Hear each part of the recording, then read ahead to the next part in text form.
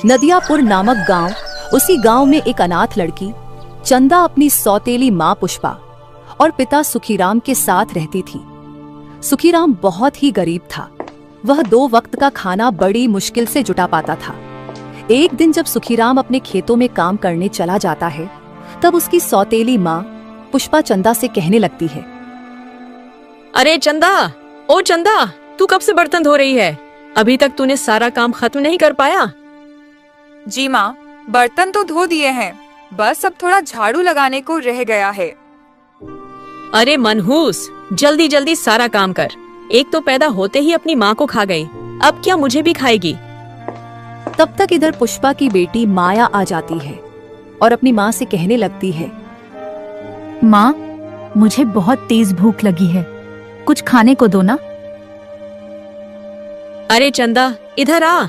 मेरी बिटिया रानी को भूख लगी हुई है, इसके लिए जल्दी से 2 रोटियां सेक दे, इसके बाद सारा काम करना, नहीं तो मेरी बिटिया रानी नाराज हो जाएगी।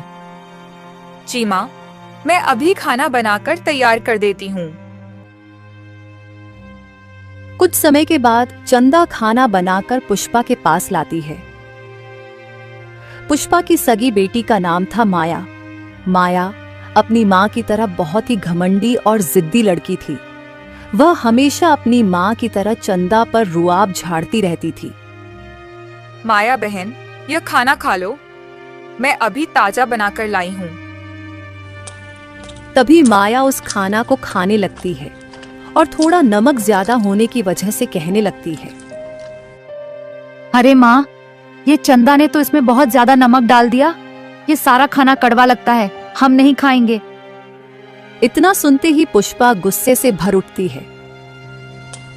वह थाली में रखा खाना उठाकर उसे चखने लगती है और तेज आवाज में चंदा को डांटने लगती है, चंदा, तुझे खाना बनाना भी नहीं आता क्या? इतना नमक कौन डालता है खाने में? हमें तो लगता है तूने तो जानबूझकर इतना ज्यादा नमक डाला है ताकि मेरी बेटी को खाना अच्छा ना लगे। नहीं माँ, मैं ऐसा नहीं कर सकती, शायद गलती से ज्यादा नमक पड़ गया होगा। चंदा, तुझे आज शाम को खाना नहीं दूंगी। तूने मेरी बेटी के लिए इस तरह खाना बनाया, उसे कितनी दिक्कत हुई बेचारी, सुबह से भूखी थी। बेचारी चंदा चुपचाप यह सब सुन रही थी और पुष्पा के ऐसे शब्द सुनकर कुछ बोल भी नहीं पा रही थी। और सुन चंदा, जा अब तू जंगल से कुछ लकड़ी लेकर आ, इसके बाद ही खाना मिलेगा। घर में लकड़ी जलने के लिए नहीं बची है। चंदा लकड़ी लेने के लिए जंगल की ओर निकल जाती है और एक पेड़ के नीचे खड़ी होकर सोचने लगती है, हे भगवान, मेरे पैदा होते ही मेरी माँ को मार दिया, अब मुझे छोड़ दिया इस हालत में। एक तो मेरी सौतेली माँ मुझसे प्यार नहीं करती और ऊपर से बहुत सारा काम करवाती है और खाने के लिए अच्छा भोजन भी नहीं देती है।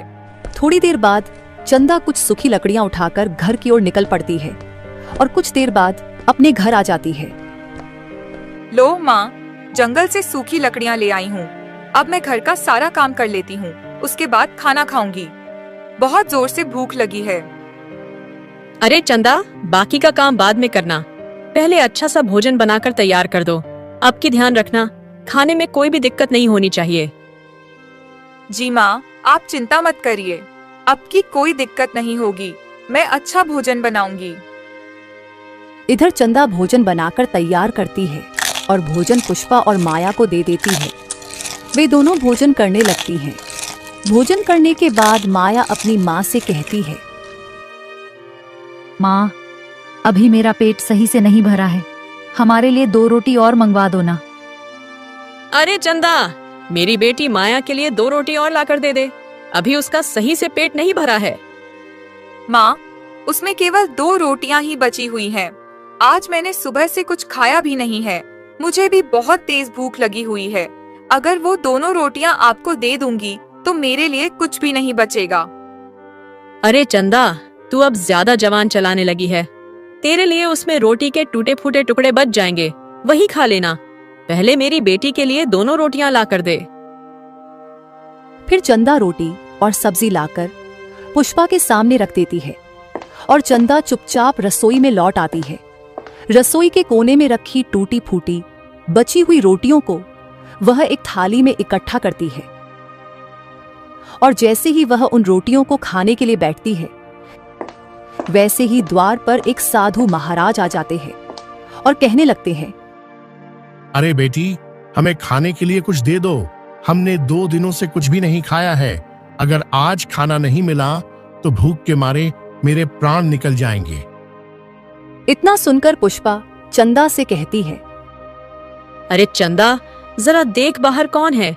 पता नहीं कहां कहां से भिखारी आ जाते हैं। कुछ तो काम धंधा करते धरते नहीं और फालतू का मांगने चले आते हैं। जैसे ही चंदा बाहर आकर देखती है तो उसे एक बूढ़े बाबा दिखाई देते हैं और बूढ़े बाबा को देखकर चंदा का हृदय दुखी हो जाता है। बाबा रुकिए, मैं अभी आपके लिए खाना लेकर आती हूँ। चंदा जल्दी से अंदर जाती है और अपने हिस्से की बची हुई रोटी लाकर बाबा को देती है। तभी पुष्पा भी चंदा के साथ बाहर आती है और कहती है, देख चंदा, तूने अपने हिस्से की रोटी अगर इन बूढ़े बाबा को दे दी तो तुझे शाम तक कुछ भी खाना नहीं मिलेगा। याद रख, यह रोटी तू अपने आप खा ले या फिर इन बाबा को खिला दे, लेकिन तुझे खाना अब शाम तक नहीं देंगे। चंदा पुष्पा की बात को अनसुना करके चंदा बाबा से कहती है, बाबा जी, आप इस खाना को खा लीजिए, हमें अब भूख नहीं लगी है। तभी बूढ़े बाबा उस रोटी को खा लेते हैं और खाने के बाद पुष्पा से कहते हैं, बेटी, हम तुझे एक भविष्य की बात बता रहे हैं। तेरी बेटी यही जो चंदा बहुत ही ईमानदार और सच्चे दिल की है, इसलिए इसका भविष्य बहुत ही चमत्कारी है और यह आगे चलकर इस राज्य के महाराज से इसका विवाह होगा और इस राज्य की रानी बनेगी। इतना कहकर बाबा वहां से चला जाता है और पुष्पा अपने मन में सोचने लगती है, अरे ये कैसे हो सकता है। इस राज्य की महारानी तो मेरी बेटी माया को बनना चाहिए, लेकिन यह चंदा कैसे बन सकती है। हम ऐसा बिल्कुल नहीं होने देंगे। इसका विवाह बहुत ही गरीब घर में करेंगे और अपनी बेटी माया का विवाह बहुत अमीर घर में करेंगे और देखेंगे ये चंदा कैसे रानी बनती है।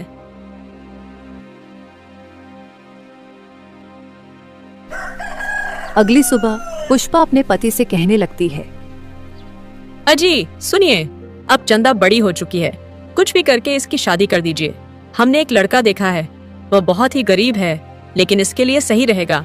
हमारे पास इतना पैसा नहीं है कि इसका विवाह अमीर घर में कर सकें। देखो पुष्पा, हम कुछ भी करके अपनी बेटी का विवाह अच्छे घर में करेंगे। भले मेरे पास पैसा नहीं है, हम अपना खेत गिरवी रख देंगे, लेकिन चंदा का विवाह बहुत ही अच्छे घर में करेंगे। ये आप क्या कह रहे हो? आपके लिए तो दूसरी बेटी माया भी तो है, फिर उसका विवाह भी करना होगा।